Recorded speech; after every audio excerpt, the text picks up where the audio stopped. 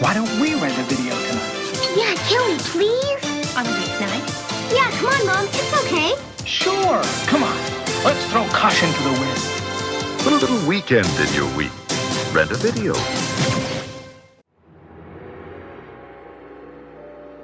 You're about to hear two podcasters in a fledgling video store watch a film from 1983, one based on a popular television show ripe with societal commentary. Soon they'll be transported, as will you, to the middle ground between light and shadow, between science and superstition. You'll be arriving soon, so sit back, relax, and welcome to the Twilight Zone. Welcome to the Cafe 80s, where it's always morning in America, even in the afternoon. Ladies and gentlemen, this is your captain speaking. I have the only gun on board. Welcome to Con Air. Welcome to Jurassic Park. Okay, good evening, America, and welcome aboard Apollo 13. I'm so glad you could come. This is going to be such an exciting day. I hope you're enjoying it. I think you will. A bigot businessman finds himself on the other end of racial discrimination. A group of disheartened geriatrics are given the chance to be children again. A schoolteacher crosses paths with a young boy with extraordinary powers.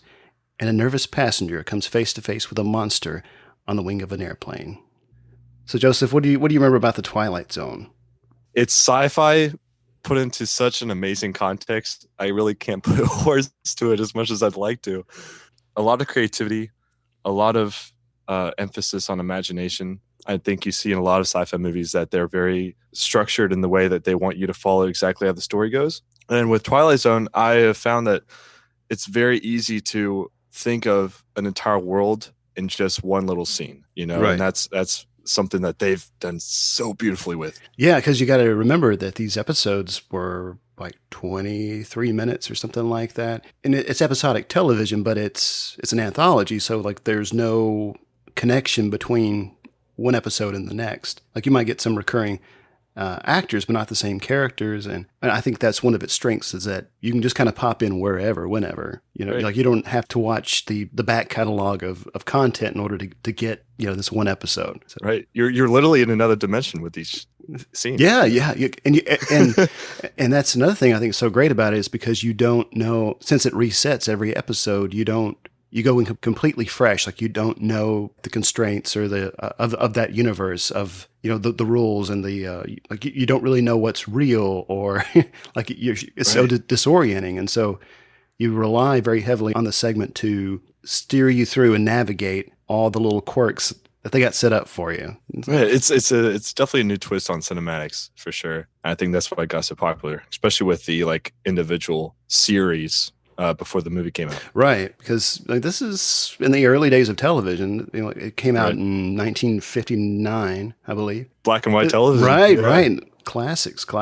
This movie, I discovered it on HBO. And it's funny how so many of the movies we've talked about, I say, well, oh yeah, I saw that on HBO. Like that was I think of it as kind of an extension of the video store for Discovery. Yes. And HBO has done some beautiful things, and they have expanded so well in the modern world today. I mean, can we just talk about Game of Thrones with HBO? Yeah, I mean their original content is stellar. It's really, really tight, very sharp. And I was actually talking to a friend of mine a couple nights ago. He said, if we watch an episode of Game of Thrones every night, we'll finish just when the new season's going to come out. I saw the first 3 seasons and I really had a hard time getting into it. Maybe it's just what I had going on in my life at the time. I just wasn't really ready for it. So every day he's like, did you watch an episode? Did you watch an episode? And I said, I'll watch 2 tomorrow. Sure you will. So, well, the next time, I'll watch 4. Right.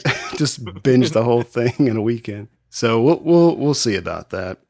Favorite? Are there any particular episodes that you remember just right off the bat that kind of struck you? Yes. Okay. Actually, my all-time favorite was The Invaders. All-time favorite, hands down, was The Invaders episode. That one's really high on my list too. It has a really great twist. Man. that one. It's just, it grabs you, and then it pulls you away. Then it grabs you again.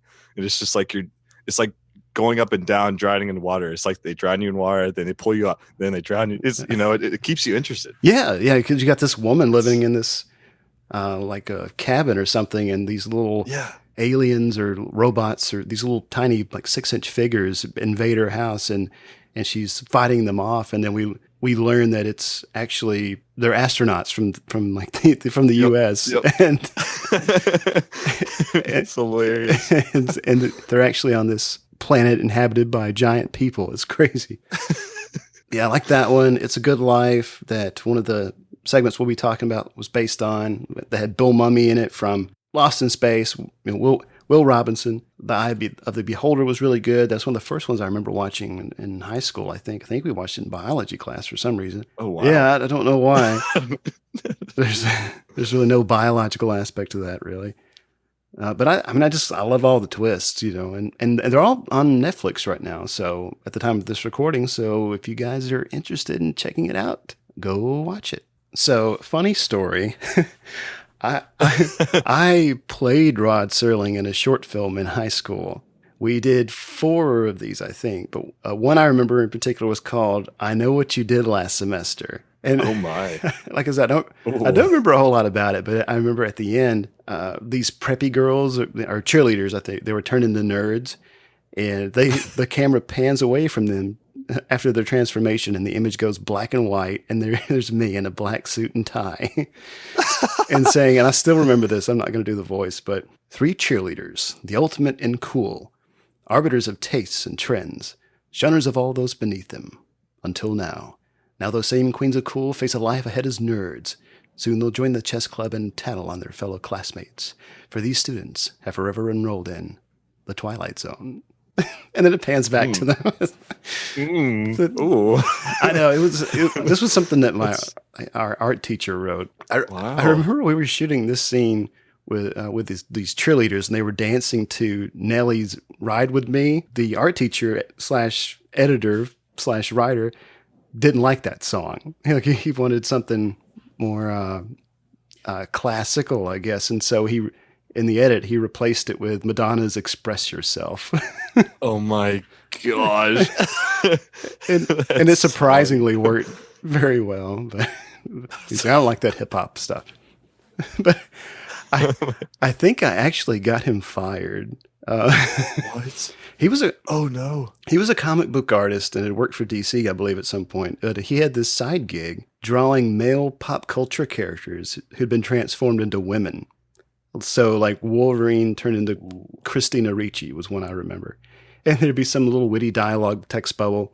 He was selling these on eBay during its early days, and I somehow come across his other work on the web, which was surprisingly pornographic and fetishized and explicit. Wow. Yeah, it was pretty nuts stuff. And I told some people about it, word got around, and then he wasn't hired back the next year. Wow. I mean, Brandon making waves over here at his school. It's making some waves, man.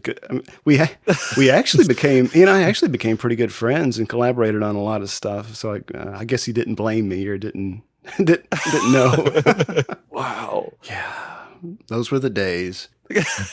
Back when the dinosaurs roamed the earth. Yeah, right.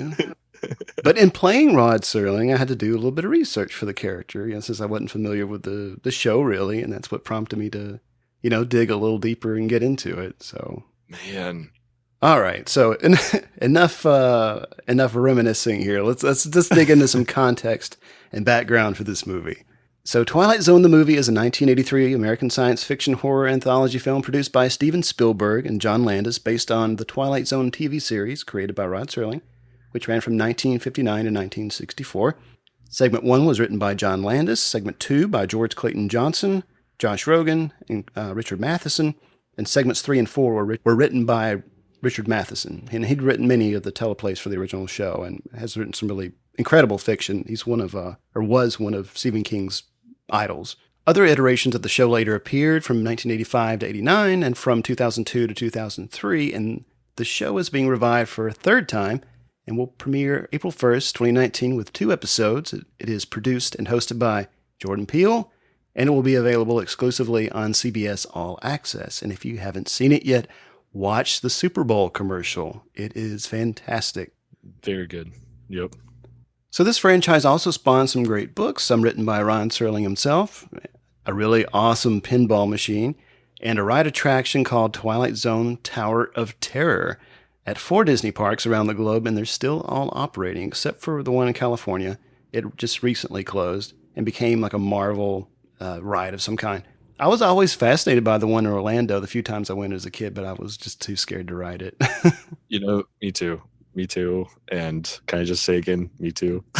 Well, I don't know. It's just like, that feeling you get when you're really high up, but you don't expect to fall. Yeah. And then it falls. And then you just piss your pants. That's basically me. So yeah, I don't deal with heights very well. I get all weak in the knees and right. I get wobbly. And then your stomach starts to churn and you're just like, oh, I need water. Yeah. It's yeah. I'm not that adventurous. I don't go for that kind of stuff. Twilight Zone, the movie, stars Vic Morrow, Scatman Carruthers, Kathleen Quinlan, and John Lithgow with Dan Aykroyd and Albert Brooks, and with Burgess Meredith as the narrator, who starred in 4 episodes of the original series. And in addition to Meredith, 6 actors from the original series also had roles in the film. They are William Shallert, Kevin McCarthy, Bill Mumy, Murray Matheson, Peter Bracco, and Patricia Barry. This film is comprised of a remake of 3 of the classic episodes from the original series and includes one original story. That's Time Out. That's the first one in the movie, written and directed by John Landis. He also directed the prologue. Spielberg directed the second, Joe Dante the third, and George Miller directed the final one. And in total, it's estimated to have been made for about $10 million. The film garnered a lot of notoriety before its release, but then there was this helicopter crash during the making of the movie, which took the lives of Vic Morrow and 2 child actors, which stunted the film's overall success and reception. But we'll be talking more about that in just a little bit. So let's, you ready to take a trip to the Twilight Zone? I'm ready to go into that 6th dimension, Brandon. Let's do it. Let's do it. And now, our feature presentation. So we start with the prologue, called Something Scary. We open on Midnight Special by Creedence Clearwater Revival. Good old CCR there. Al Brooks and Dan Aykroyd, they're out on a night drive or road trip. They're singing along, and the CCR tape is eaten. And Al Brooks is really pissed. This is a new tape and everything. And so they're trying to find a way to pass the time. And he asks Dan Aykroyd's character, who's just credited as passenger, you want to see something really scary? And so he turns off the headlamps. Aykroyd starts freaking out a little bit, and Al Brooks is just having a good time. He's just, dude, what's that gravel up there? What if it flies up and knocks out the headlights?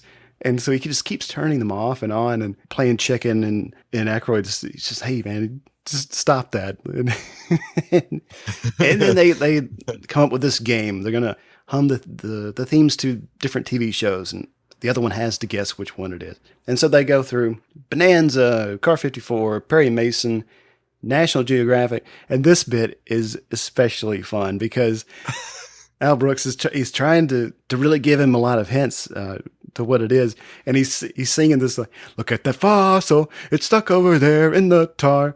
What is it? Look at that old man, he looks like an old ape. What is it? Come on.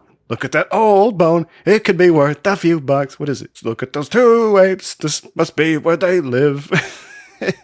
Look at that city.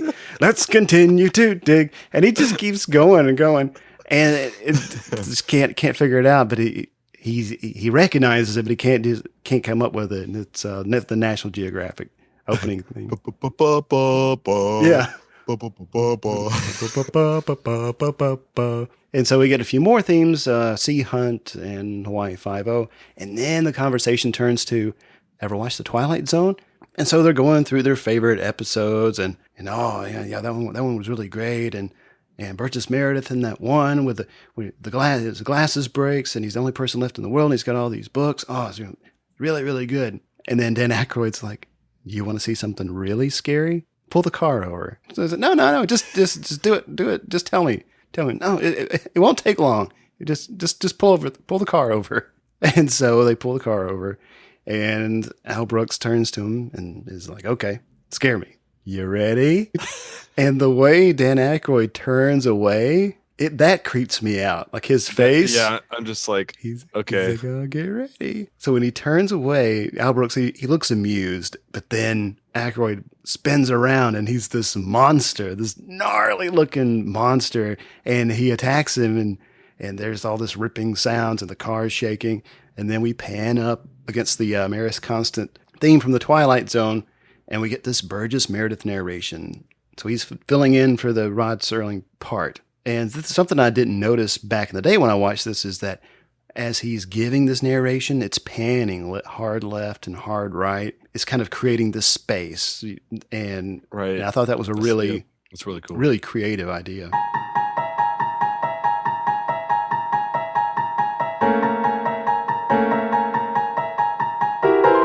And then we get into our first segment called Time Out. You're about to meet an angry man, Mr. William Connor, who carries on his shoulder a chip the size of the national debt. This is a sour man, a lonely man, who's tired of waiting for the breaks that come to others, but never to him. Mr. William Connor, whose own blind hatred is about to catapult him into the darkest corner of the Twilight Zone. I wasn't even trying to do the voice, but it just kind of came out that way. It's like it's natural. Look at you, damn. As we mentioned earlier, this segment has a very dark, turbulent history. So on July 23rd, 1982, Vic Morrow, Renee Chen, and Micah Din Lee were killed on set when a helicopter crashed on them during the filming of a Vietnam battle sequence. John Landis, who along with associate producer of the Time Out segment, George Folsey Jr., unit production manager Dan Allingham, special effects supervisor Paul Stewart, and helicopter pilot Darcy Wingo, were charged with involuntary manslaughter. Several people testified that Landis was heard instructing the helicopter to fly lower, and all four parents testified that they were never told that there would be helicopters or explosives on set and were reassured that there would be no danger, just noise. A fire safety officer was concerned the blast would cause a crash, but he didn't tell Landis at all. He didn't mention it to him. The two children killed were being paid under the table to circumvent California's child labor laws, which did not permit children to work at night. John Landis opted not to seek a special waiver for unknown reasons. Associate producer George Folsey Jr. told the children's parents not to tell any firefighters on set that the children were part of the scene, and he also hid them from a fire safety officer. Dang. So there's already some really shady stuff going on behind the scenes. Because of the accident, second assistant director Andy House had his name removed from the credits and had replaced it with a pseudonym to distance his association with the project. According to the book Outrageous Conduct, Art, Ego, and the Twilight Zone Case by Stephen Farber and Mark Green, Steven Spielberg filmed his Kick the Can segment in just 6 days because he was so deeply affected by the tragic deaths that took place. He wanted to just complete his contractual segment as quickly as possible and get out of there. And he ended up ending his friendship with John Landis because of it. He said the crash had, quote, made me grow up a little more, and it left everyone who worked on the movie, quote, sick to the center of our souls. Following the film's incident, accidents during filming between 1982 and 1986 decreased 70%, although 6 people died on film sets during that 4-year period. So it did bring some attention to, hey, no movie's worth dying for. Right. And but the civil and criminal case against the filmmakers went on for nearly a decade, and everybody was found not guilty. To this day, no one has been held culpable for the irresponsible and negligent and tragic deaths of those people. Not to sound ironic here, but entering the Twilight Zone, these people literally entered the zone and never came back. Yeah, right. It was like it said that Vic Morrow had told somebody that he always had a premonition he would die in a helicopter crash, which is very very chilling in itself. All right, so for the walkthrough, we open this segment at the Tinder Trap. It's a sports bar.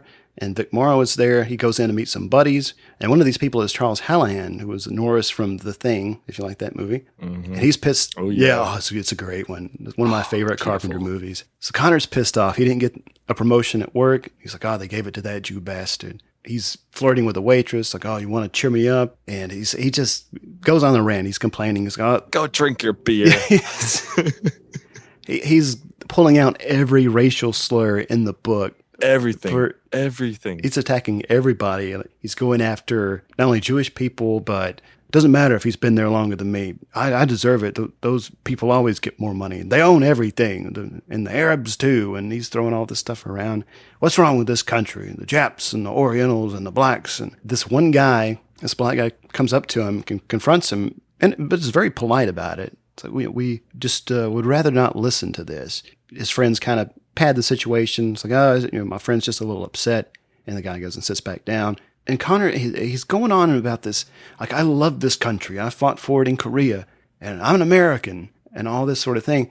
And to me, that resonated with kind of some of the more inflammatory conversations that we've been seeing like in the past few years about, nationalism and patriotism and this is America, speak English and all that kind of stuff. Right. If you don't agree with our policy, then get out kind of attitude, Right. It's the expectation that while you're here, you fall in line and you act and behave in a way that is expected.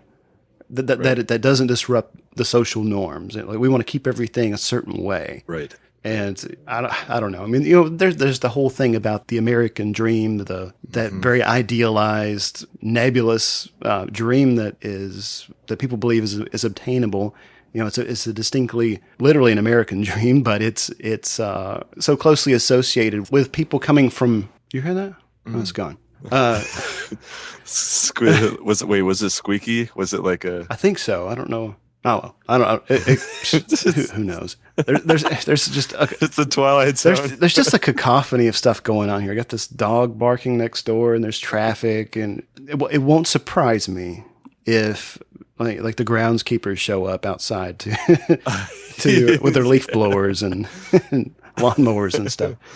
Yeah, so that's what it reminded me of when he was going on this rant. His friends are listening, but they're like, "Hey, man, just chill out." Like they're not really being confrontational; they're just kind of being an ear. And he leaves. And when he walks out, he finds himself in Nazi Germany during World War II. These Nazis drive up in this little car. They're looking him over. They're speaking German, and they want to see his papers. And so they pull out his wallet, and they pull out the credit card, and they're really confused about that. They're showing it to each other, really puzzled. They're speaking German to each other. There's no subtitles. We don't know what they're saying to each other. This questioning leads to a confrontation.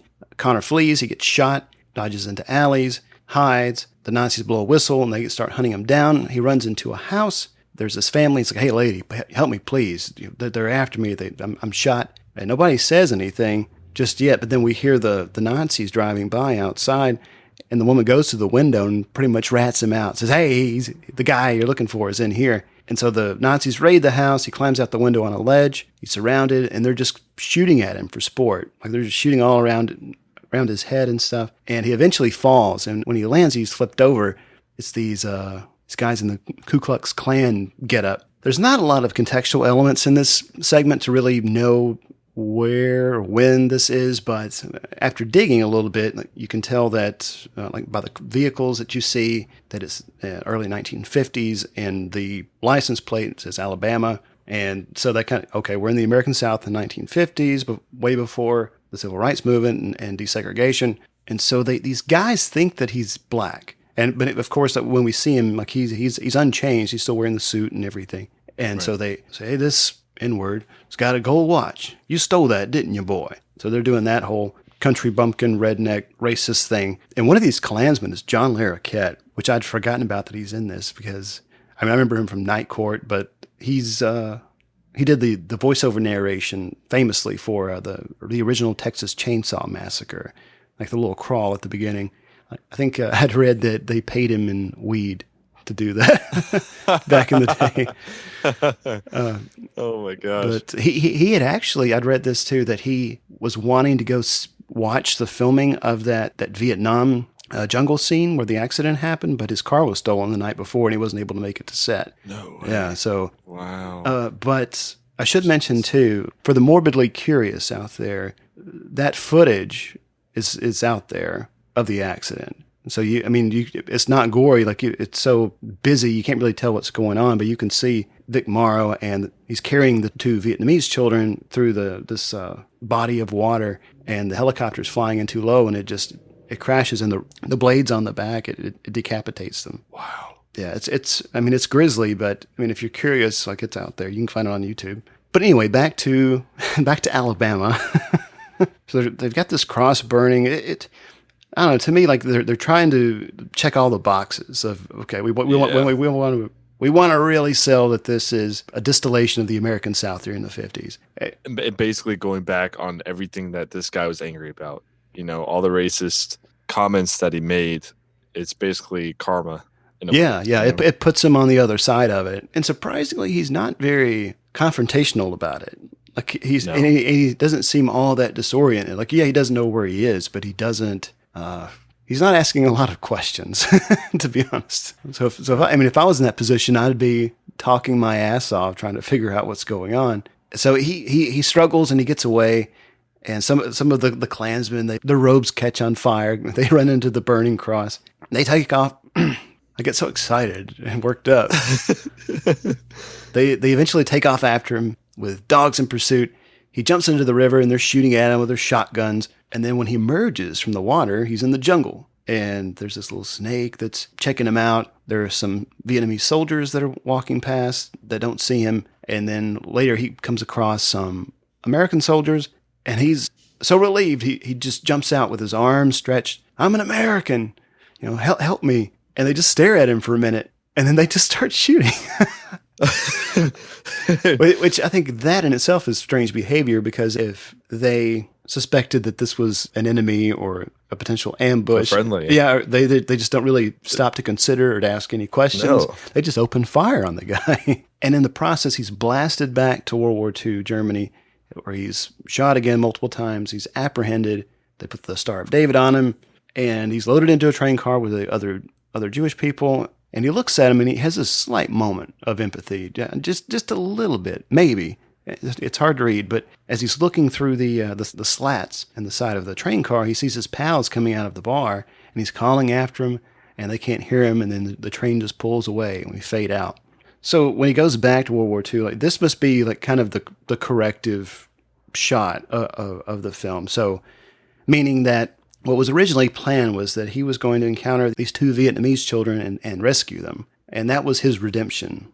This whole experience was his, he got what was coming to him, but ultimately he was able to redeem himself in a small way. But we don't get that with this version. So I think that maybe the train car scene was integrated somehow into the first time we were in World War II, because it just seems strange that we'd come back to that moment. I don't know, narratively it doesn't make a lot of sense. Right, like you wouldn't suspect for him to go back into the place that he was in the first scene, Right. I find it interesting too that two of those scenarios are they're based around military conflict. I mean, not the Klansman part, but the one in Germany and one in Vietnam, and he's a war veteran. Yeah, and I think it's interesting how they have placed violence with race.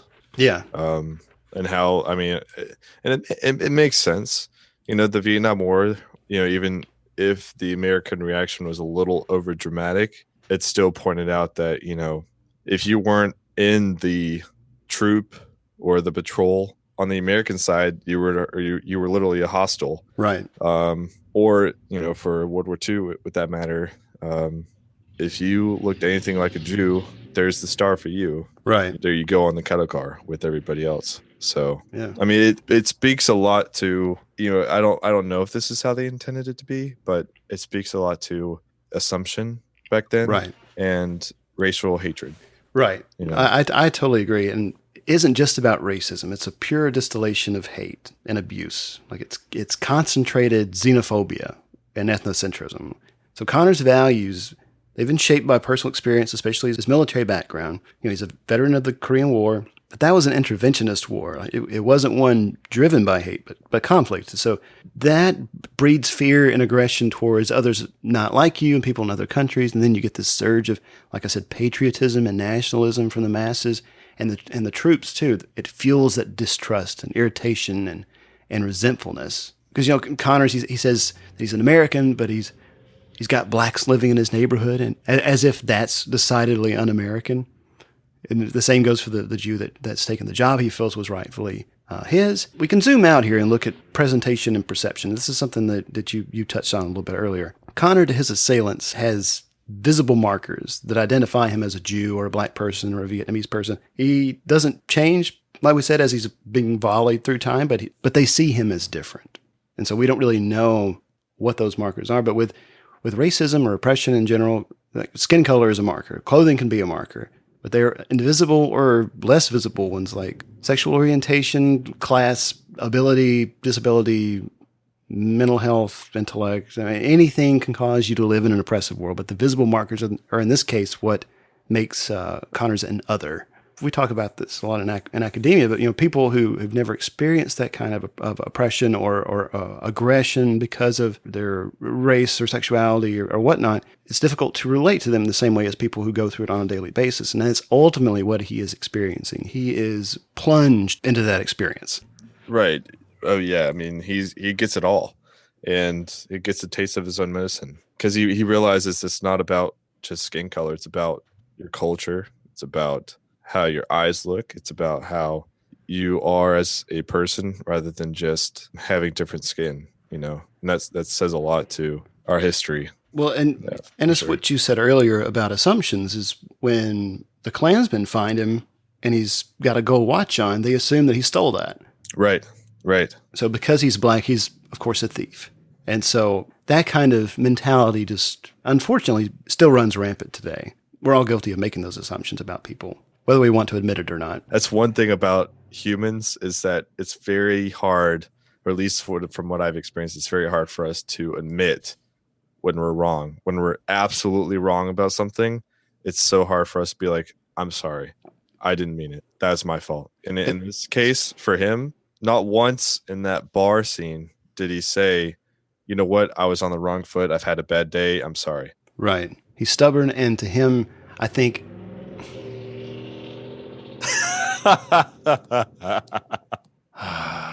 yeah, he's stubborn, and to him, I think to apologize, as you said, to admit a fault would be un-American.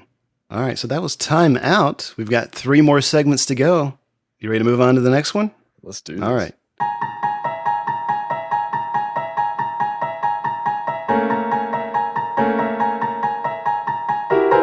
So next up, segment 2, we've got Kick the Can. It is sometimes said that where there is no hope, there is no life.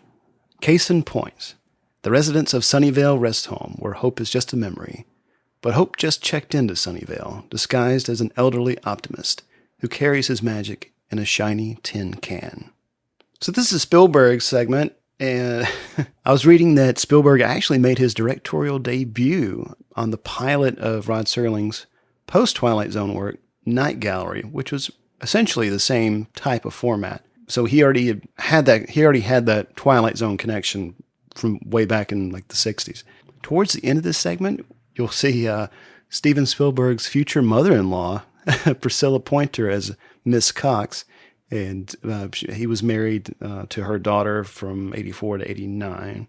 But yeah, so let's see what we got here. So we start out at an old folks' home. There's a guy presenting to everybody on vitamins and diet for senior citizens, and he makes this remark that if you've enjoyed healthy sex all your life and want to whatever, and everybody's smiling, including this really old woman, including Helen Shaw here, and she is delightful. I remember her from Parenthood with Steve Martin, which is a fantastic movie. I'd love to do it one day. But she died at the age of 100. So she died. Wow. She died, I think, about 10 years after this movie came out. So she was 90 when she made this movie. Man, that's amazing.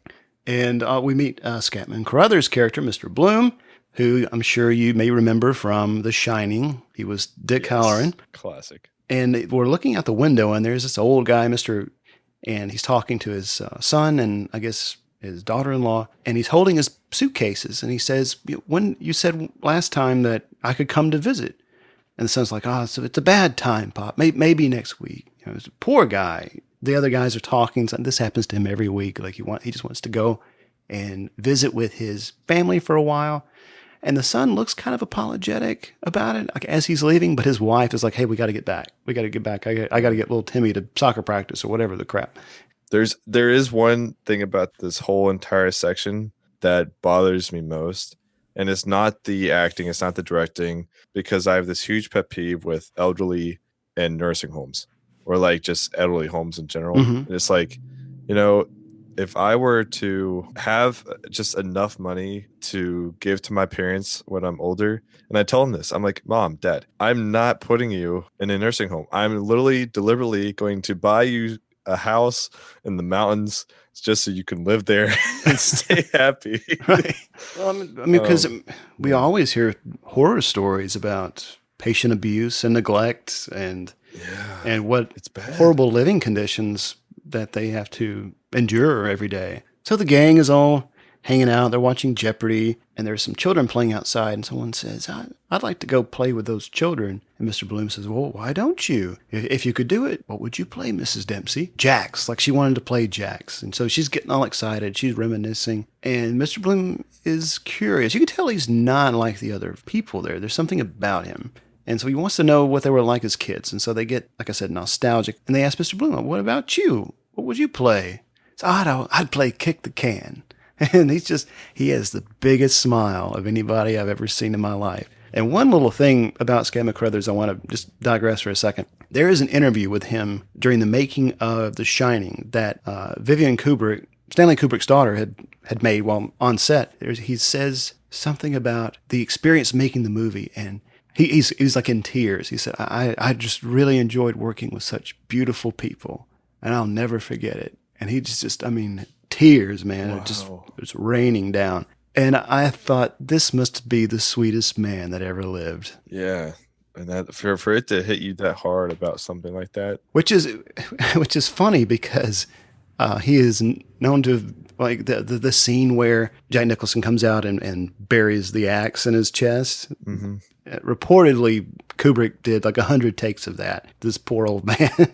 Oh my goodness! And the making of that movie was fraught with problems and disagreements and people hating each other. But that's a story for another time. So Mr. Conroy, the guy whose son is an asshole, doesn't like all this talk. He says Mr. Bloom is trying to stir everything up, and Mr. Bloom says, when we stop playing, we start getting old. It gives them hope. So it's like, who's with me? Who's playing? Mr. Conroy's still pissed off. He's like, how dare you? All these people are fragile and feeble, and there's no way that they could do that and get hurt. That there are rules here. Mr. Bloom's like, we'll break the rules tonight, and don't bother to wake me up, says Mr. Conroy. So he doesn't. He doesn't wake him up. He lets him sleep. He sneaks into the other people's rooms, and literally, it's time. It's time. And so later that night, they all come outside. Mr. Bloom is polishing his magic can. I don't really understand how this game works because I was wondering the entire time, like, okay, because he closes his eyes and starts counting, and everybody hides, like hide and seek. But then someone comes out and kicks a can, and they're it, and it makes no sense to me. I was like, all right, just play, kids. I'm sorry, I just don't know how this works, and I didn't care enough to look it up for the podcast. And so they all hide. Mr. Conroy, he's muttering in his sleep. You can see him inside, and damn kids. And all the old people turn into kids except for Mr. Bloom, and they're playing and they're swashbuckling, and Mr. Bloom is just sitting there. He just pops a squat and watching, delighted. Mr. Agee is like 12, but everyone else is like 6 or 7. I mean, down to that kind of struck me. Like, you got this probably teenager with white hair and a cape, right? And he's sword and everybody fighting. Everybody else is just like 6, 7. Yeah, they're tiny children. Yeah. But Mr. Bloom tells them, like, your wishes come true, but everybody's kind of like the practical side's coming out. But now that we're kids, where will we sleep? Who will take care of us? And Mrs. Dempsey's ring fell off, her wedding ring. She says, I can be old and dance. And one says, I don't want to go to school again. And I didn't ask to be a kid. So they're not terribly bitter about it, but they realize that, hey, there's stuff we didn't really take into account here. So Mr. Bloom returns the ring to her. And maybe if you have a little magic left in you, you'll wake up in old bodies, but with fresh young minds. Fresh young minds. Hey, now, all right, just to fulfill your dream here, Brandon, because I know how much you wanted to know this. Kick the can. Here, are you ready for the rules? Oh, I'm ready. Hit me with it. Okay. All right. Well, kick the can. It's also known as kick the block, guard the block, can, 40-40, pom-pom, tip the can up, can down. One person or a team of people is designated as it, and a can or some type of similar object is placed in an open space, whether it's a backyard. Wow. And I wonder where we've seen that before. A green or like a parking lot kind of setting. The other players run off and hide, while it covers his or her eyes and counts to a deciding number. Then that person tries to find and tag each of the players. Any player who is tagged is sent to the holding pen or like a jail, which is a designated area for all the captured players. So, and any player who's not been caught can kick the can. If they can do this without being caught, then all the captured players are set free. Sounds like a complicated game. Yeah. I mean, if you had to pick a game to play after school, I mean, you'd think you'd play catch or jacks or something, and right. It's like, or not this thing. I mean, and I've been taking math for like how many years? And I'm still complex. I confess, like I am not really good at game rules. Like I can't keep all that in my head when I play, and so I'm usually not very fun at board games and cards and stuff. I can play blackjack pretty well, and that's fun because I just play by myself. Yeah. So all the old people now, young people, burst in on Mr. Conroy, and he's baffled. There are kids here. There are kids in beds, and Mr. Bloom's just hamming it up, and Conroy goes over to get Mrs. Cox, who I guess is a nurse or one of the keepers there. And when she comes back, they've all returned to normal except Mr. Agee. Mr. Conroy wants to go with him because Mr. Agee's he's about to go out the window. And so he stops, and I don't know, he just has this moment. It's the only like heartfelt moment in the segment where he's pleading, he's like, take me with you. And the young Mr. Agee says, you have to stay here, but I'm ready now. And he leaves. He just, I really don't know why I couldn't take him with him. The guy was, I don't know. I mean, yeah, he should have gone out and played with everybody else, but he shouldn't be punished for that because he was being realistic about the whole thing. Right. Like, these are old people. We just can't go and do the things we used to do. We might get hurt. So all the old folks put their hands on Mr. Conroy. And Miss Cox here is played by Priscilla Pointer, who we will see next week in A Nightmare on Elm Street Part 3, Dream Warriors, as Dr. Elizabeth Sims. But you'll have to wait till next week for that. So they close the curtains after Mr. Agee leaves. The next day, Mr. Conroy is out playing kick the can by himself. Everybody else is leaving, including Mr. Bloom, and he's watching and smiling, and he just kind of says to himself that he'll get it. And then I guess they're just checking out. They're going on a trip, and they're dressed to the nines. And Mr. Bloom, as he leaves, feeling accomplished, his work having been done, he moves along to a new elderly home, which the sign says convalescent home. I've never seen that before. I've never seen that before. And apparently it's like a block away because he literally walks out of the place he's been staying, and he walks on the sidewalk for maybe 15 seconds, and then he's at the other old folks' home. It must be a little I don't know, a little pocket in the city where all the old folks' homes are. Yeah. So my thoughts on this little flick right here is something I see a lot in hospitals or like we talked about earlier in nursing homes, where the people who have lived their life, they are in another dimension, literally. They are literally in their twilight zone of wanting to go back to how they were or how they used to be, that made them because that made them happy. And when you are in this state of health issues, when you have something like neuropathy or arthritis, a lot of common illnesses that come with just getting old, you have this sense of, I wouldn't say depression, but brief sadness because you can't do what you used to. And it's even worse when you're a parent or a grandparent and your kids are not showing you the same respect as you did for your parents. Mm-hmm. And I think even in the world today, and even though this movie was made back in the 80s, it still speaks volumes to today. Yeah, absolutely. I mean, these, like I said, the issues of living in assisted living or nursing homes, like that's still a problem. Like there is still patient neglect and abuse, but also just the sense of impending doom, or not, maybe not doom is the right word, but that the end is very near, and I'm used up, and so what do I do now? I just wait. There's no. It's like you're waiting to die. Yeah, exactly. You know, it's like it's like a waiting room where you're just waiting to die. Yeah. There's no life. There's no excitement. Yeah. It's like no matter how hard people who work there try, I mean, they feel, I mean, I guess some patients feel that like if they have families still, that they've been abandoned in some way, perhaps. I mean, I'm sure that's not the case entirely for most people. I don't want to generalize, but I can't imagine kind of feeling imprisoned in a place like that. Right. It's something that I feel like a lot of people need to be aware of. A lot of people need to talk more about just the issues with the elderly and seeing their side of life rather than just your everyday teenager to middle-aged adult life. You know, I think it's another world. I'm sure they talk about how many pills they take every day where, you know, hey Barbara, when was the last time you went outside for some coffee?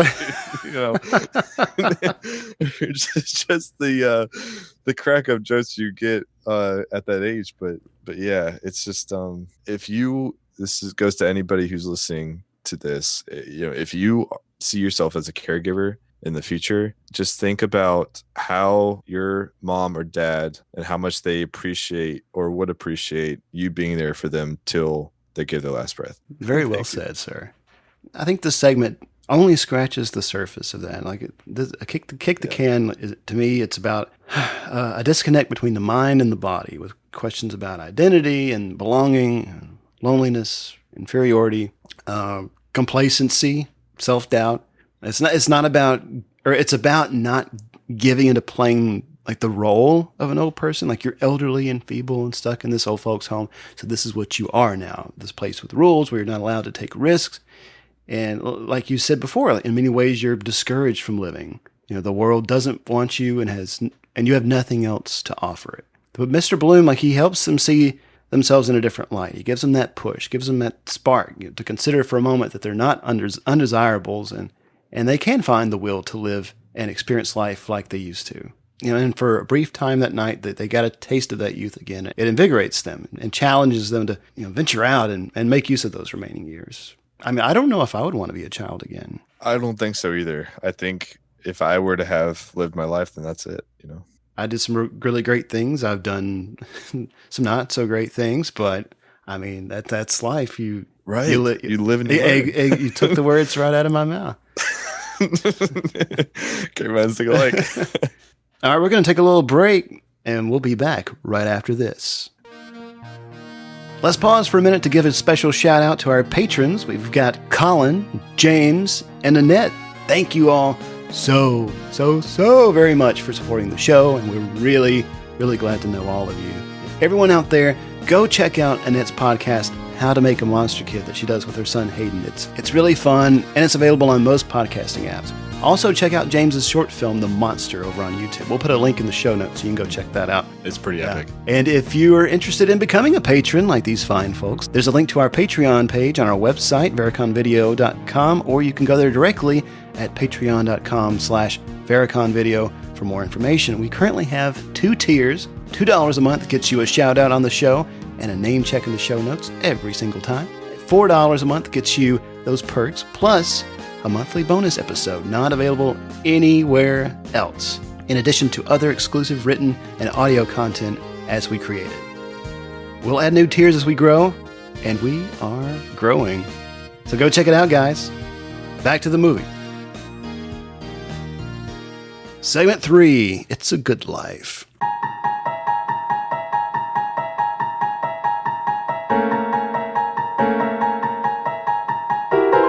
Portrait of a woman in transit. Helen Foley, age 27.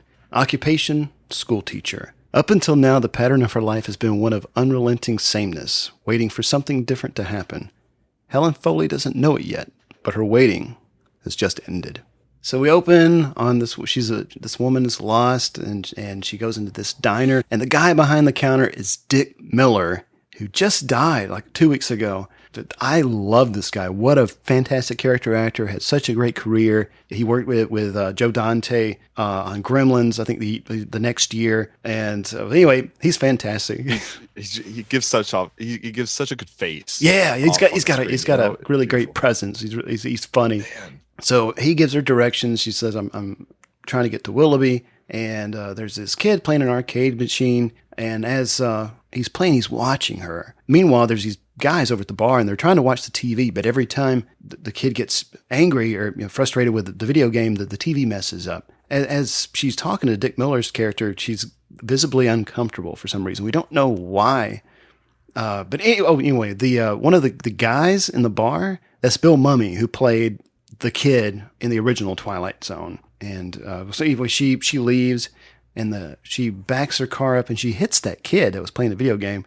He was on his bike, and she said, "Are you okay?" And he said, "Yeah. Can you give me a ride home?" And as they're driving, he says, "Today's my birthday, but my parents don't even care." And so, "Oh, well, that's too bad." And, "Well, at least I made a friend today," he says. "I'm Anthony." And from the original show, his name was Anthony Fremont. And real quick, I'm going to talk a little bit about the original episode before I forget it, because I rewatched it this morning, and it's very similar, but not quite the same. The original version it does have the kid, and he's referred to as the monster, and everybody in town is terrified of him, but he kind of controls everything that happens in town. If the people think bad thoughts about him or don't do what he says or abide by his rules, he sends them away into a cornfield. We never see this cornfield, but that concept always really intrigued me. And there's a case where he mentions creating new animals, like he creates like a 3-headed beaver or something like that, a 3-headed creature of some kind, but then he kills it because he's bored with it. And then there's a time where there's a neighbor's dog that's barking at him. He's like, "I don't like that dog. That's a bad dog." And you can hear it whining. It just kills him, kills the dog. It's super dark. I mean, we don't see any of this, but we don't need to. Oh my gosh! Right. There's a scene towards the end where they're having a party, like a birthday party for this guy. Someone gets him a Perry Como record, and he really wants to play it, but Anthony doesn't like singing, and so everyone's like, "You better off just going home to listen to that." But he's like, "Oh, please, just the first part," and so he's denied. But he lets this other guy play the piano. Meanwhile, that guy who got the record is in the background drinking very, very heavily. I mean, he drinks almost a whole bottle of liquor. Oh my! And then he gets belligerent and he starts breaking stuff. And Anthony turns him into a jack-in-the-box, and it's a creepy image, even for the 50s. And then everyone's like, "Send it away, Anthony. Send it into the cornfield," and makes it disappear.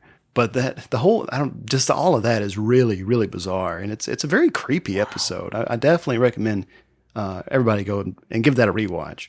So anyway, back to the movie. We drive up to this house in the middle of nowhere. They arrive, and these people, the family invites her in, Helen, and the house we see on the TV as well. The house that they're in is a replica of the cartoon house on TV. It's the show's like Mouse Wreckers, I think. So we meet Uncle Walt and his sister Ethel, and the parents too, and they're very overzealous. Like, "Oh, will you please stay for dinner?" And they're just all very overly kind and creepy. And I think Anthony's going to show her around or something. And then so she leaves her purse and her jacket and things. And as soon as she's out of sight, they're all like going through her shit. Like they're going into her purse and I mean. Yeah, I was caught off guard. I was immediately caught off guard. I was like, whoa. Yeah, because you don't really know what the hell's happening. You don't know. I mean, you knew these people were off right from the get-go, but you didn't really know how off.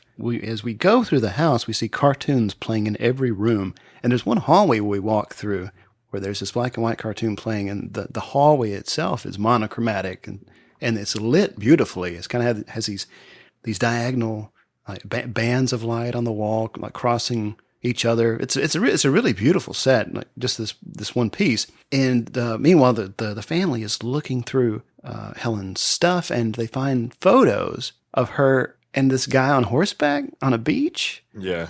Mm-hmm. Let's pause here for a second, because I feel like this was supposed to pay off, but I don't really know what it is. Like, what do you think?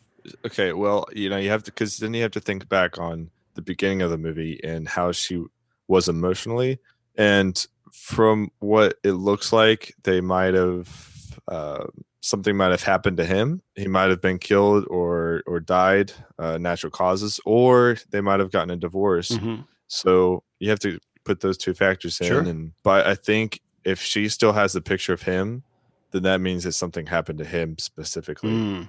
That's a good point. I hadn't thought about that. I was I was trying to come up in my head with, some scenario, and my mind immediately went to that she was running, like she was trying to get away from this guy. And that's why she was kind of nervous or seemingly nervous. But I think you're right. Like she wouldn't have photographs of the guy probably if, right. She would have probably gotten rid of him. Yeah. If she was that pissed off. Right. Right. You know, or maybe just to have him around to show the police in case he came around again. Like, this is the guy. He's after me. Help. We're happy, as you can see. But so, and meanwhile, the sister is stealing her cigarettes and she's lighting up. Helen comes across someone while Anthony is showing her around. Anthony says, "This is Sarah. She was in an accident, but she's got her back to us," or to Anthony and Helen. So when they leave, we pan down and we see her, and she doesn't have a mouth. So right away, okay, there's some supernatural weird shit going on here. So Anthony says, "We're ready to eat now," and he looks angrily at them because he knows they've been prying and they've been going through her stuff, and wants Helen to sit next to him as they huddle around these cartoons. And everyone's like looking uncomfortably at each other. And the mother has this puzzled look on her face, and she bends down and says to Anthony, "Do you know where supper is?" And he says, "It's in the oven, Mother." "Oh, of course it is." And then so they all go into the kitchen, and they all come out with dinner. They all sit around Anthony in the living room and wait for him to start eating first so they can dig in. And we see what they're eating. It's all like kids' food. It's like fruit cups and peanut butter sandwiches, but peanut butter on like hamburger buns. So it's like something like a kid would just throw together. Like it reminds last minute. Yeah. It's kind of like the breakfast that Andy puts together at the beginning of Child's Play. Yeah. Oh my! It's just that mess you of know stuff. What? This is guys. This is what happens when you have such a memorable time doing these podcasts. You just immediately remember the best thing about each episode. And honestly, Brandon, that was probably the most memorable thing one of the most memorable things that I remember us talking about in an episode was just the fact that Andy was just a complete mess and chaotic midlife crisis during one little scene of putting cereal together. And funny enough, when he was making that breakfast, that was his birthday. Yes. So, and this is Anthony's birthday. Oh, gosh. Holy crap. Oh, Helen makes this comment about their dietary habits. Like, "Oh, you need nutrition. You can't eat this stuff all the time." And everybody looks at her like, "Shut up, woman. Shut up." Everybody's nervous. They said, "Oh, Anthony can have anything he wants." So they shut it down. And so that's when Anthony's like, "Uncle Walt's going to do a trick. Do the hat trick." And so Walt goes and finds this top hat. And then when he puts it on, there's a spotlight on him from nowhere. And he's, "Oh, nothing up the sleeve, nothing in the hat." He looks really nervous, and Anthony's like, "Do it, Uncle Walt. Do it, Uncle Walt." And he hesitates, and he's reaching in to the top hat reluctantly, and he pulls out a normal little bunny. Ah, well, that's nice. I've got to admit, I have to admit that I was like really thankful that it was just a normal bunny. I was like, what the fuck is he about to pull out? Yeah, because I don't think he knew what he was going to pull out. No. And Helen, at this point, tries to leave, but he stops her, and then this rabbit turns into this huge fucking monster rabbit. That go watch the movie, or go look up pictures of this from yeah, guys. Because this creature, this puppet, this animatronic, I mean, it's amazing. It's horrific. Like I want it in my room. It needs to be put on display, and you bring a date back home. Yeah, First thing they see, you know. Like even the other creatures that we see in a few minutes. Like I want all of those, like all around my house. Just one in every room, including the one with the eyes are popping out. Yeah. Mm-hmm. And so Anthony makes it go away. He's like, "Don't leave. I can make things however you like." And they hate me. We find out that these people had tried to slip her a note that says, "Help us, Anthony is a monster." And so Anthony says, "They hate me just like my real mother and father." And so we don't know what happened to them. And so these people were all brought there intentionally by Anthony to kind of create this family. So there's this argument about who wrote this note. Not me, not me. And Ethel did it. That's when she tells Helen that you'll never get out. He brought us all here and he'll keep you here. And Anthony says, I'm wishing you into cartoon land. And so she ends up on the television and monsters chase her. These animated monsters chase her on the screen. She's eaten. And there's this great moment where Anthony's just kind of staring wide-eyed at the TV. And it's like, that's all, Ethel. Oh, yeah. Got to get the... You knew something bad was going to happen to Ethel, though. Oh, she was one of those that was not keeping her cool. She was ready to burst. Mm-mm. And Anthony tells Helen, like, I can't help it. I don't want to hurt anyone. I just don't want people to be afraid of me. I can make anything happen. And then the TV, it's there's sparks coming out of it, and it's...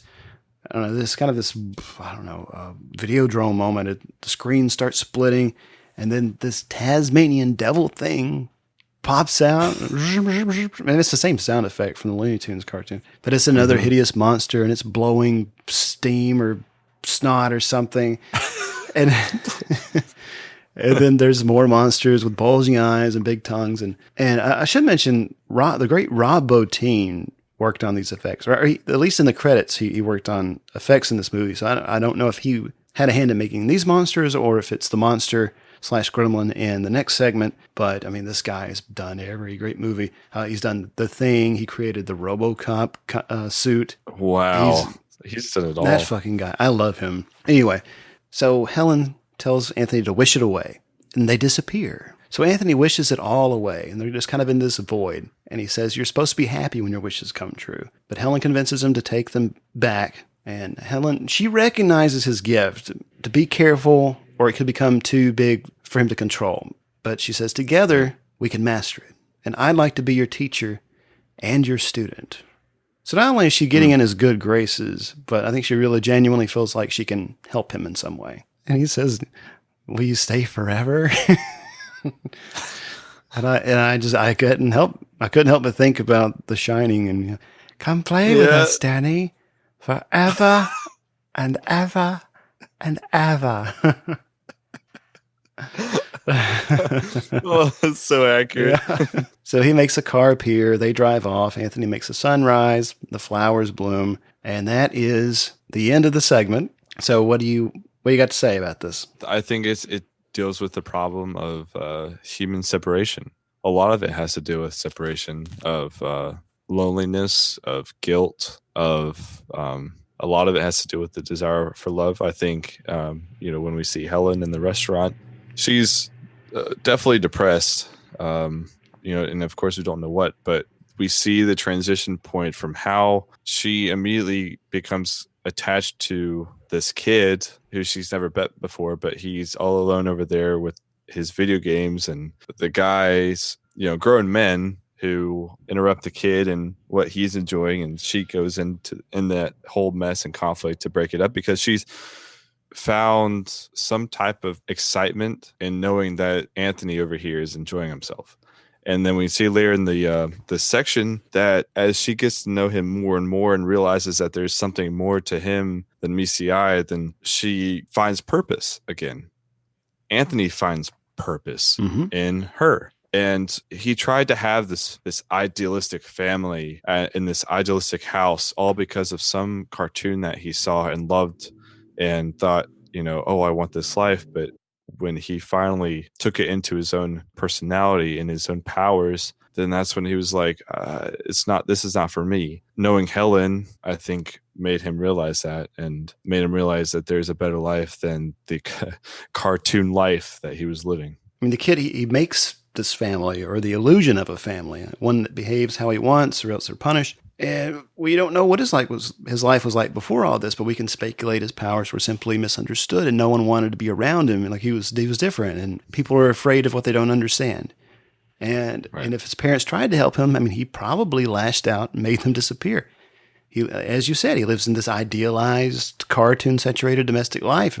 And we could also say he has this fear of growing up. And Helen, she's calm, but she knows how to deal with children, and she's not afraid of him. Or if she is, she doesn't let him know that. Yeah, he becomes her project, her distraction, her opportunity to fill a void and help a child that really needs help. She's a teacher, so her instincts tell her that Anthony needs restraint and guidance if he is to mature and control those powers. And she thinks this is possible because he likes her and wants her to be happy, and we're led to believe that he's sincere about it. As he was living, he couldn't be properly cared for and nurtured how he needed to be because he wouldn't let anyone close enough, even though he just wants people to not be afraid of him. Right. And he doesn't understand, or perhaps it's something else. But yeah, I like this segment. This might be my favorite or second favorite. You can just, and I love the ending, and how they filmed that before they drove away and before the car appeared. Anthony and Helen were appearing as like two persons, if that makes sense. Like Helen had another dimension of herself walking around, while Anthony also had another dimension of himself. So there were 4 figures walking around all in one scene. Yeah. I kept contemplating, like, what does that mean? What does that mean? I think it had to deal with both of their conflicts coming together in one understanding. And once that car appeared, they became 2 people instead of 2 separate people. That they became one person instead of 2 separate people. If that makes sense. Yeah. It was just very well done. Well, I think you're really onto something there, that because I'd forgotten about that effect, and I think it wasn't just meant to be kind of a cool effect. Yeah, we'll just have them. It's like if they were in another dimension, Right. Yeah, and I think it might go, like you said, like with the idea of like dualism, or that these are kind of the fragmented parts of themselves, like maybe the broken and the living in 2 separate worlds. Right. Because like on one hand, you've got Anthony as he's a young boy, but he's also this this monster. Right. I mean, basically, and Helen, I don't know about her, but I think that that she has the caregiver, teacher, nurturing mother type aspect to her, but then there's some indication that there's something deeper and darker that she's had to deal with. Right. And so maybe it is that kind of multifaceted breaking apart and coming together thing that you were describing. All right, we've got one more segment, folks.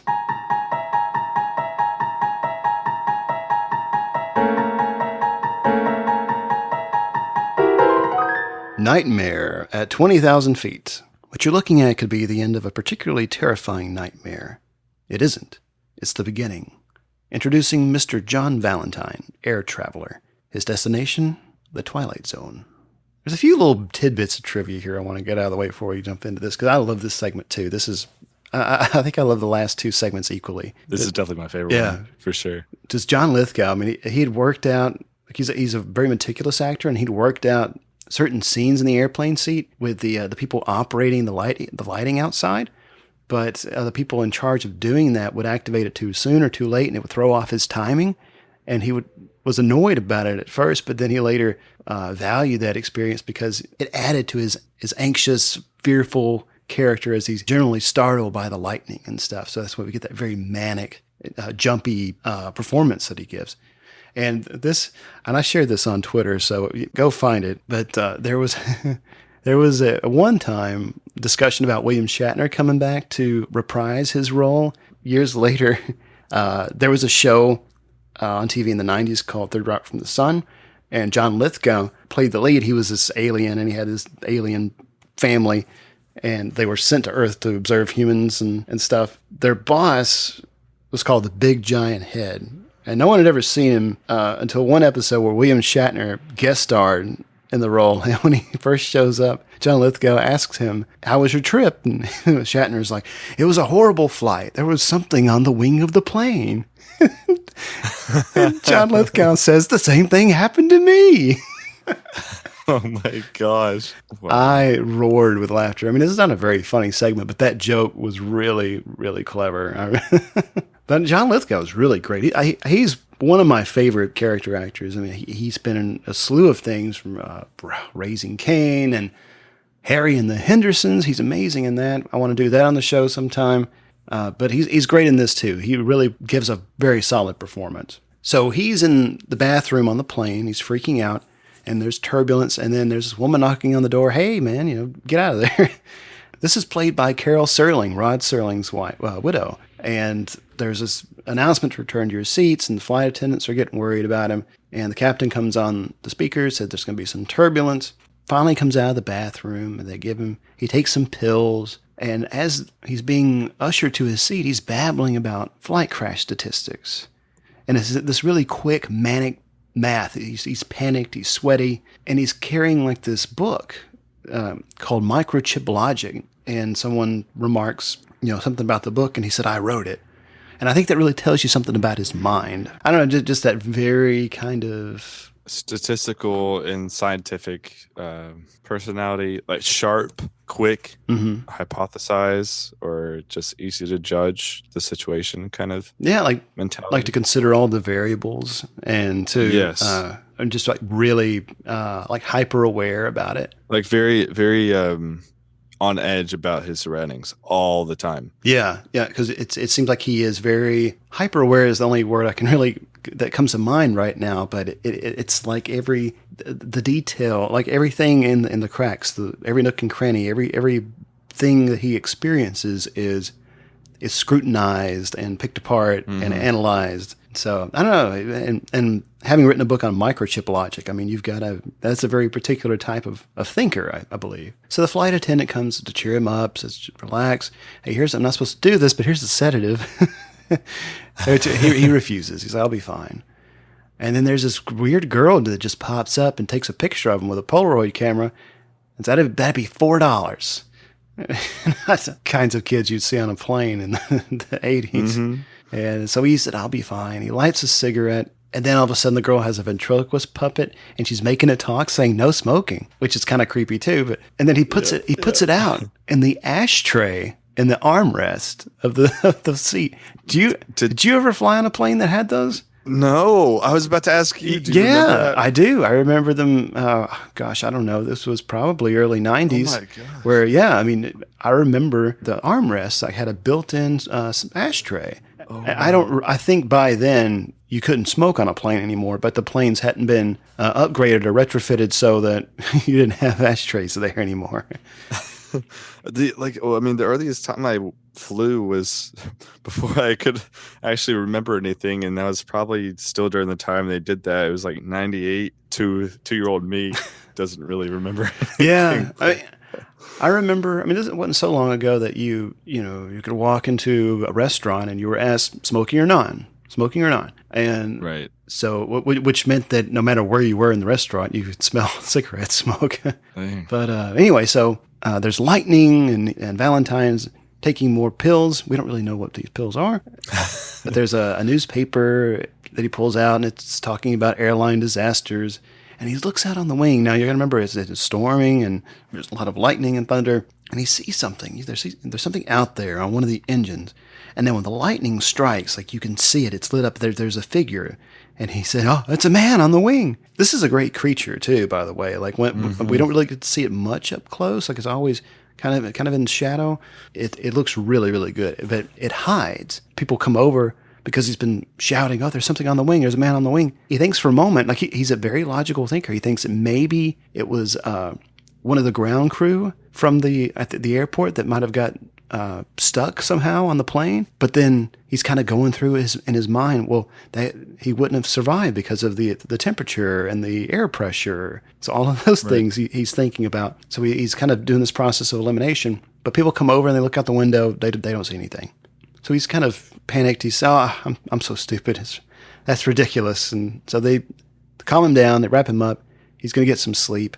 And he turns over and he closes his eyes and tries to rest. But it's like he's compelled to open that shade again to look out. Yep, he's curious. Yeah, like he wants to know. He can't rest until he gets some kind of confirmation or reassurance that he's not crazy. Or that he is crazy. He goes to look, and the gremlin is right there at the window. Oh my gosh, that had me fucking tripped. Yeah, I was like, "Oh shit!" It's terrifying. And I say gremlin because I think they called it gremlin in the original show, but it's he freaks out. It's just madness, and the girl's taking pictures, and everyone's trying to calm Valentine down again. The co-pilot comes out and it's like, "Hey, dude, you got to chill out." And Valentine tells him to look out the window, and he doesn't. The co-pilot just closes the shade. I was like, aren't you even a little curious? Right. Like, just negligence, just absolute negligence. Just at least just to appease him, Yeah. and look, so that he is reassured. Don't just shut him down. So before he goes away, he tells Valentine, "You're threatening our safety and you're freaking everyone out." So the plane goes out of control, and we see the thing on the wing tearing at the engine. There's panic, doing Hail Marys. Valentine is just losing his mind. He's cracking up. Looks terrible. There's sparks and fire, and the girl with the camera's back. He takes the camera, and he's trying to get a picture of it. And I thought it was really brilliant because he wants there to be evidence. And but the picture turns out bad, of course. And the thing is destroying the engine. It's just tearing it to pieces. And so Valentine takes an oxygen tank and he tries to break the window, and he takes the gun from like one of the air marshals on the flight, and he shoots the window. And of course, decompression, and he's still shooting at the thing. There's a scuffle. So as the plane descends, the monster grabs his face and then wags his finger at him, which I don't know, strange. And so then he jumps. The monster jumps off the wing of the plane and just disappears. Before we move on to the epilogue, is there anything you want to say about this segment? It's believing people. Yeah. Just not assuming that there's something more than just having evidence. Not thinking that people are crazy just because they see something and you don't, even though you don't see it, that it doesn't mean that it's not there. I know this is a far fetched and a very deeper focus than it needs to be with this, but I'm going there. Okay, all right, go there. So very similar things with Jesus coming down to earth, right? And people perceiving Jesus as this hypocrite, as blasphemy, because he has no evidence that he's the Son of God, and yet people are like, all right, well, you know what? You're going to be crucified for what you're saying because it's going against everything that the Pharisees are saying, and there's no evidence. So people assumed, with their lack of knowledge, that he's this ridiculous man that is talking absolute crap. And so as we see here, people don't believe Mr. Valentine, because even though he's saying these things based on his knowledge, because they don't see it, they don't think the same way. And I see it as natural human nature of assumption and lack of knowledge, of wanting to believe even though we don't see it. And I know there's this saying that seeing is believing, but the most real things in this world are the things that we can't see. And that's why I've always gone by the phrase that the blind are the ones that can actually see, and those that can see, or most of those that can see, are the ones that are actually blind. And it speaks a lot to this little section. Volumes. No, I think you wrapped up very beautifully. I mean, it's very insightful. I mean, about it come up earlier when we were talking about like racism and stuff, but about making assumptions about people or just jumping to the conclusions and not like listening to people, to assume that because someone is saying something that is outrageous or implausible, that they're just crazy, and so we're not going to listen to that person. But we have a man here who's very empirical and is very intelligent. Obviously, he just has a fear of flying, and people just assume that he's just losing his mind. Well, let's see. What else can we say about this segment? It's almost the exact same as the original Twilight Zone episode with William Shatner, but the monster is a huge upgrade. The original looks very goofy. It's like a grotesque teddy bear. And this one is pretty unnerving because the filmmakers really knew how to shoot it well. It looks really great on film. And, like we said, Valentine, he's just anxious. The fear of flying is quite common and relatable because if you think about it, you're hurling through a tin can 6 miles above the earth, which is a very vulnerable place to be. And from what we know about him, as we've said, he has a very analytical and orderly mind that scrutinizes the minutia of every situation, like all possibilities for what could happen. They're all constellating around him, and he's very much aware of that. He may seem like a raving madman, but you have to consider, he's stuck in this seat in this turbulent storm, so that just amplifies his fear and anxiety. And to see this monster on the wing of the plane, imagine that surprise for someone like him. So in his mind, like he may have accounted for any number of things going wrong, but couldn't possibly have predicted seeing a monster destroying one of the engines on his flight. Let alone 2. And that's half of the plane. Exactly. That was Nightmare at 20,000 feet. And so really quickly, we have a very brief epilogue here, even scarier.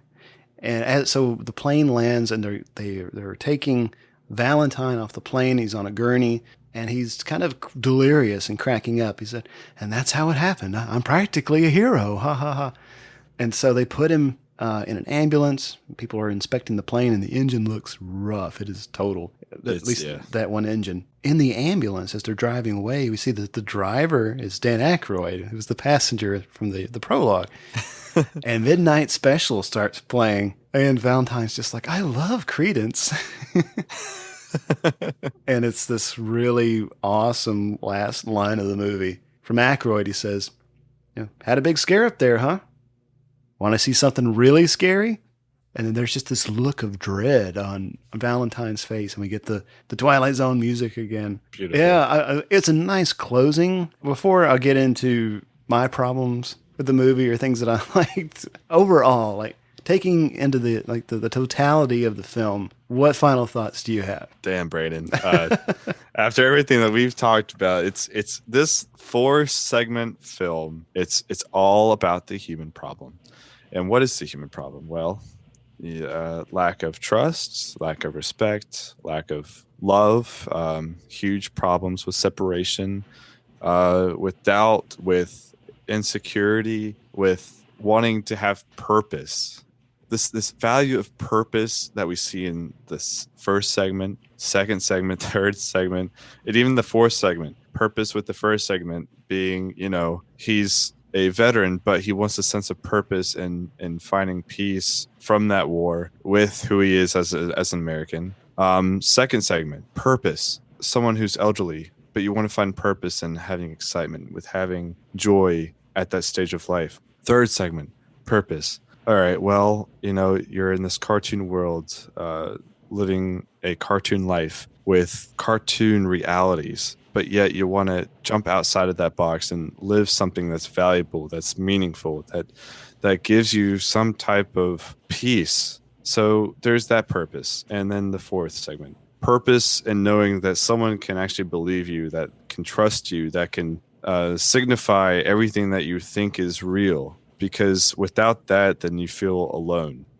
And so I think all 4 of these segments definitely portray the value of purpose in the human condition. It's amazing how it still speaks volumes to this decade compared to the 80s, and how the world really hasn't changed much from when it was back then. Right. So when you were talking about purpose in the last segment, I think also part of that is, we don't know really anything about Valentine, but he becomes obsessed with killing the thing.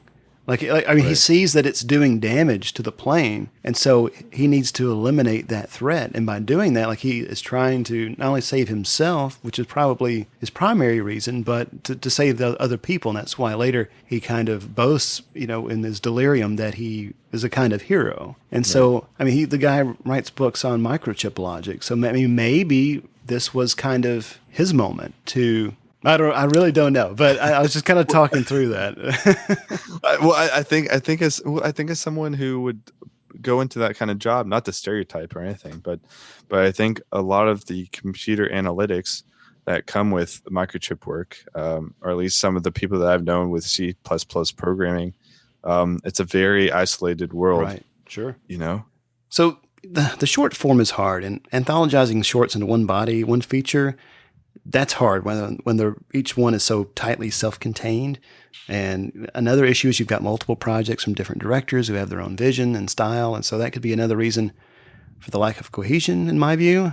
And these directors, of course, had made short films before, but Twilight Zone was dramatized television, and this is a cinematic adaptation. And I guess the translation just doesn't work as well for me, with how it's presented. As a whole, it feels very cobbled together because there's no through line except for the prologue and epilogue, like that framing narrative.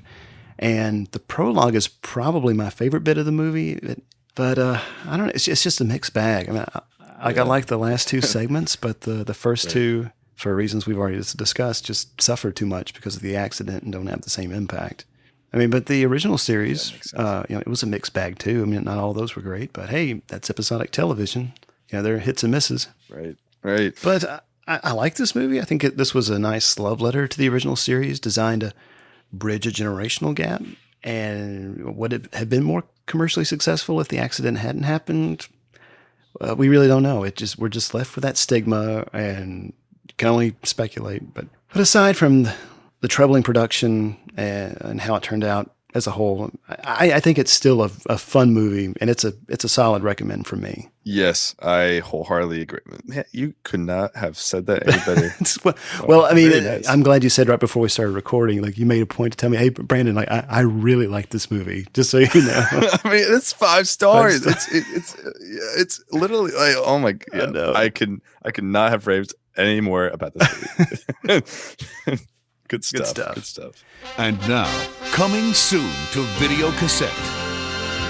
Next time, we're being committed to Weston Hill Psychiatric Hospital, where we'll meet some outcast kids with bad dreams and try to stay awake to avoid that man with knives for fingers, Freddy Krueger, who stalks you in your nightmares. That's right, it's Nightmare on Elm Street, Part 3, Dream Warriors. Special thanks to Annette for the awesome suggestion. I'm really excited about this one. So we will see you next time in your dreams. Oh, also, before we go, we have a special announcement. So August 2nd through the 4th of this year in Chicago, there's a pretty big horror con going on called Flashback Weekend. And some of the so far announced guests include Sam Raimi, Bruce Campbell, Robert Englund, Tony Todd. And but anyway, they're going to be announcing more pretty soon. I only wanted to mention it because there's been some interest bubbling in the Monster Kid podcast community about doing a Monster Kid meetup there. And I think that 4 or 5 folks have already said that they're going. So if you're a Monster Kid or you just like great movies and horror in particular, come one, come all. I'll be there. Tickets aren't going on sale just yet, but I think I've heard that they'll be available sometime in March. But we will keep you posted as we learn more. Remember to rate and review the show on iTunes. And if you have questions, suggestions, or just want to tell us what you think of the show, email us at variconvideo@gmail.com or call the Varicon Video hotline at 312-620-5560. Find us on Facebook, follow us on Twitter, stalk us on Instagram at Varicon Video. And we have new t-shirt designs up over on TeePublic, so you can find the link on our website at variconvideo.com. We hope you enjoyed today's show, and we will see you again next time to chat about another exciting and bloody movie from the rental era. So long, everybody. Peace out, guys. Goodbye, Vietnam! That's right. I'm history. I'm out of here. I got the lucky ticket home, baby. Okay, bye-bye. Thank you. Bye-bye. Bye-bye. Bye-bye, Jenny. Bye-bye, boys. Have fun storming the castle. Goodbye. Do take good care of yourself. What is this, your farewell speech? Going home. Have a good trip. Hasta la vista, baby. I have to go. Adieu, auf Wiedersehen, Gesundheit. Farewell.